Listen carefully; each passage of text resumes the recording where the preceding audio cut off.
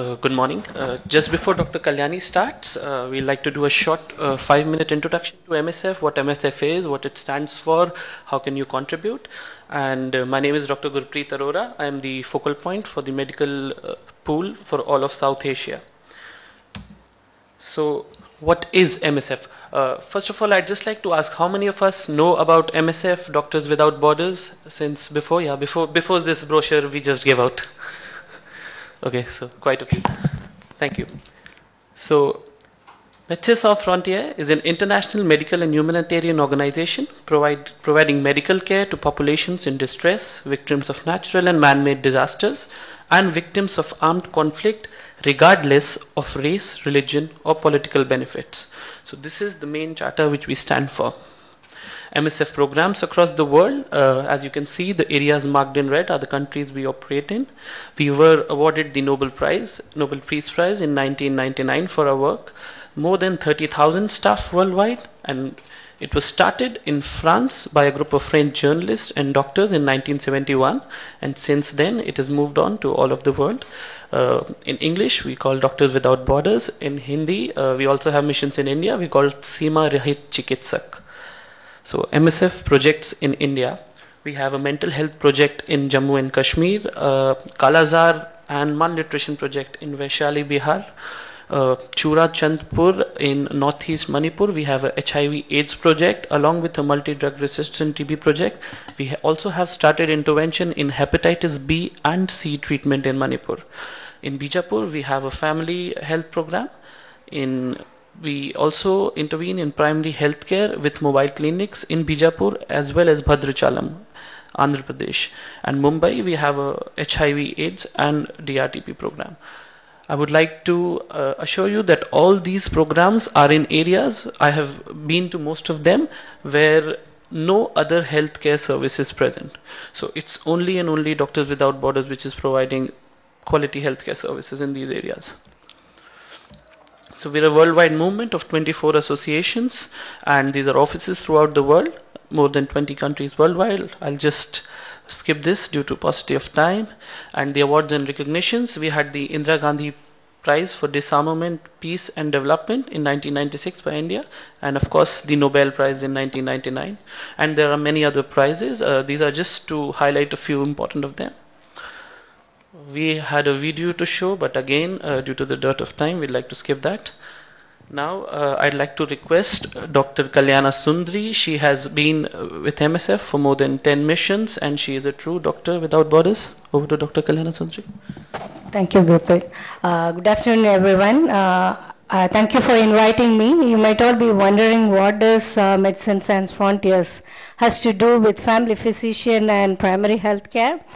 Well, the question is, I would like to state that Médecins Sans Frontières, as a healthcare organization, and having been in this organization for 5 years, I would say that 60% of our work involves around providing primary healthcare apart from providing secondary healthcare in certain countries where we intervene in surgical orthopedic capacity or reproductive health capacity.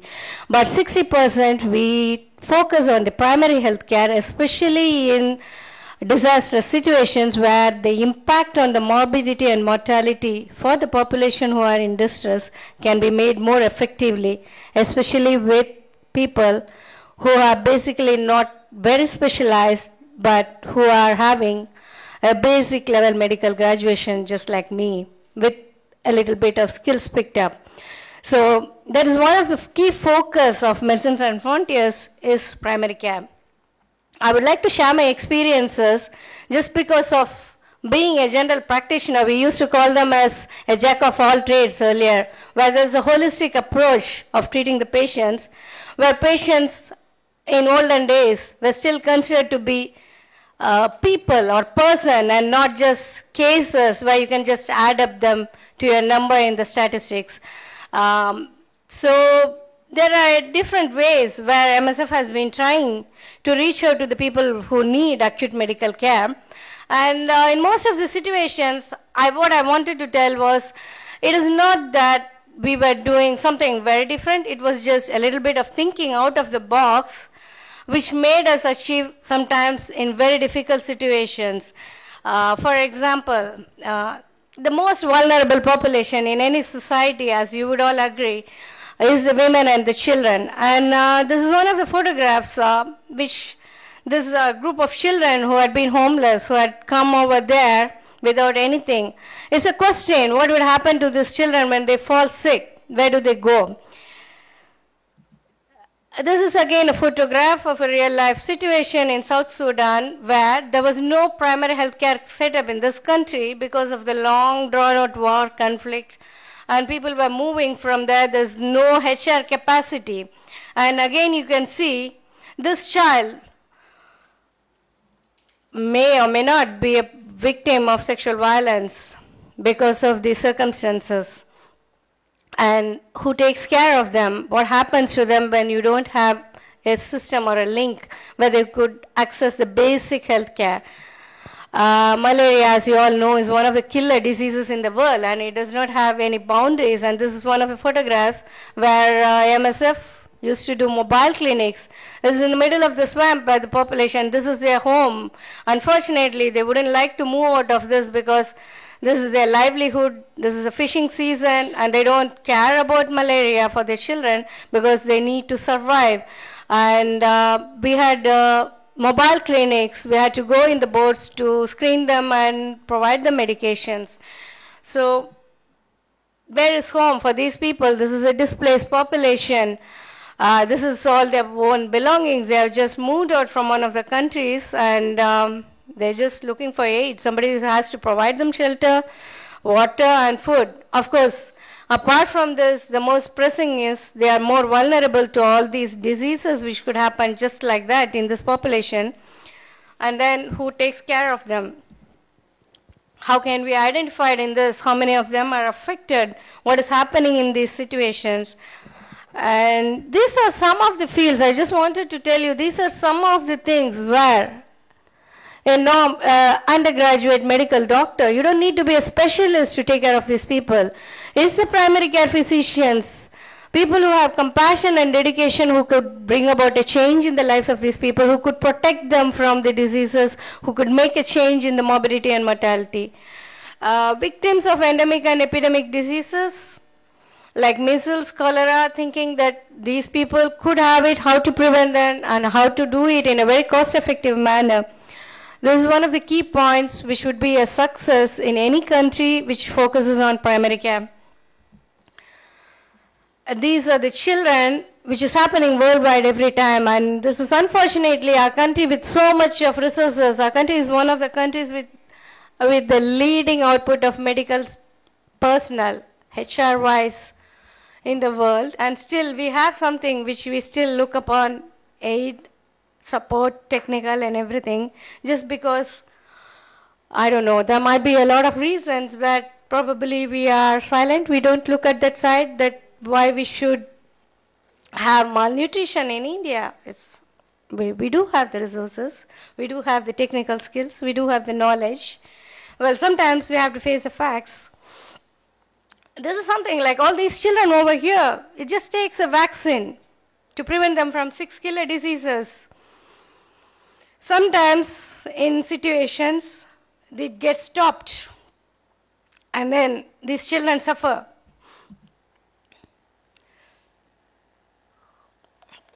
I want to bring to you that this is some of the instances where MSF has started. We start from nowhere. This is a poster in Ivory Coast because of the civil war. All the healthcare structure collapsed, vaccination stopped, and delivery is not being conducted. So this is one of the PHC. They have a nice structure, but the staff are not working there because there's a situation where they're afraid to come and work. And this is how we take up. We work with them. We give them support, and once the situation stabilizes, we move on. This is a photograph of an Ebola clinic. We did not need a big hospital setup to treat Ebola. In fact, I would be proud to say that MSF was one of the organizations which was treating Ebola patients. Almost half the Ebola patients were treated in MSF Ebola centers, approximately. And we did not treat them in the hospitals for the fear of contamination. We had to go in for temporary structures. And and we didn't need a lot of we just needed to be a little bit innovative to keep it at par with the quality of care provided. This photograph shows after the earthquake in Haiti. This is a very quick setup temporary hospital, and you can see that it doesn't have anything much, but only the skills and the dedication of the people who want to serve it. And then Haiti was unfortunate. Following the earthquake, they were struck by cholera. So in any country which has a very well-established primary healthcare setup, where there is an infrastructure already, it's easy to recover after such a big assault. Whereas if a country doesn't have, that's what happened in cholera. Haiti was already torn and slaughtered because of the earthquake, and then when cholera came, it was totally a disaster of such a magnitude, where cholera, a simple disease which could be prevented, which could be taken care of by providing ORS, not a long duration disease, does not have much impact like Ebola, still took a toll of almost 12,000 lives just because the whole infrastructure, and cholera is not something new. It's almost a century that we learned about cholera and how to deal with it, but still it happens. So this is one where we were in, I think it's in Haiti. This is a bus which was converted into a mobile clinic setup because of the situation where there was a security problem. So we used to go in the bus, have the consultation inside the bus, and then we used to have a mobile clinic setup every day. This is where health education was done. This is one of the malnutrition tents in one of the places. So the mothers, okay. I just wanted to say that it's most often an out-of-the-box approach to some of the common problems which would help in solving most of the preventable diseases or major diseases which has a huge mortality. Of course, primarily, like in India, we have so many committees, we have so many recommendations, we have a very well laid out health plan system, strategies, plans, health plan, everything. But somehow, I don't know, I used to think that when we talk about like the recommendation for a primary healthcare setup or a sub-center, we still talk about one multipurpose health worker or A&M. We are still not talking about doctors. We talk about only doctors at a setup at this 30,000 population or community health center or something. Sometimes we are more focused on a healthcare approach, where the healthcare approach is in established setup and not to the doors of the people. Sometimes maybe there could be a reason why we are still having not a universal health access. Maybe it should be more correctly delivered to the people. I don't know, I am too young or I don't have the whole picture to make comments or recommendation. But it's just a thought, like why don't we have family physicians posted, like I have a surgeon posted in a district hospital. There's a definite posting for a surgical doctor. Why isn't there a specific post for a family physician in the leading, in the district levels? No, we don't have an idea. Maybe perhaps in future there will be a time when family physician association could be the bridge between the dual healthcare system in our country, the private setup and the public setup. And where is the bridge in between? And that's why most of our programs, drug-resistant tuberculosis is one of the key things in India which is happening. Maybe we could do. Of course, this photograph is to show, this is a child which definitely can't be treated by a family physician except by referring. This is again a child. I did have these children. I couldn't do anything for them. I carried in my mind that I did not have a care for these children. I could not refer them because I was in a country which did not have a specialist to take care of these children. I did lose a couple of children, but on the whole, in the end, do I feel satisfied? Yes. It's hugely rewarding when you could treat a malnutrition child like this. This child is on the road to recovery. And most of them fall under this category. Of course, you have a couple of them who would really need these specialists.